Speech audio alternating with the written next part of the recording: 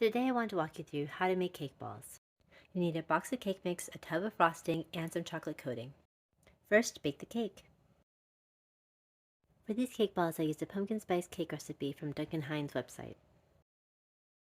Next, grab a large bowl and make cake crumbs out of your cake. You can do this either by hand or with a food processor. Once the cake is fully crumbled, go ahead and add the frosting. Start with half the tub and mix that in first. The goal is to end up with a soft cookie dough-like consistency. Cover the bowl and refrigerate for an hour or two overnight.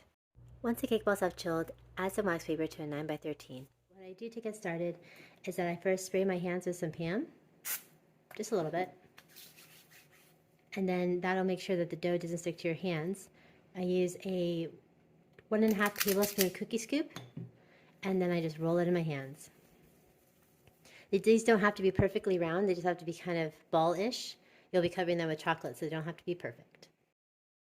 Chill the cake balls for another hour in the fridge before dipping in chocolate. When you're ready to start dipping, go ahead and start melting your chocolate. I like to use a mini crock pot, but you can also use a microwavable bowl. While your chocolate is melting, prep a cookie sheet with some wax paper. You also want to prep your sprinkles. So once your chocolate is nice and melted, it's time to start dipping.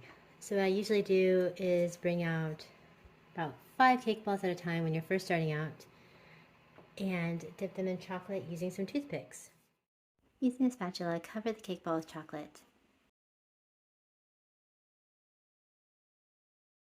Place the cake ball in a tray and use another toothpick to help the dipping toothpick out. Use your spatula with some extra chocolate to cover up the top of the cake ball. While it's still warm, go ahead and sprinkle. After the cake ball has cooled, you'll flip it over and notice that some of the cake dough is trying to escape. So what I usually like to do is use a spatula to add extra chocolate to the bottom. I'll then use a toothpick to even everything out. Hope this helps, and if you have any questions, please let me know in the comments below.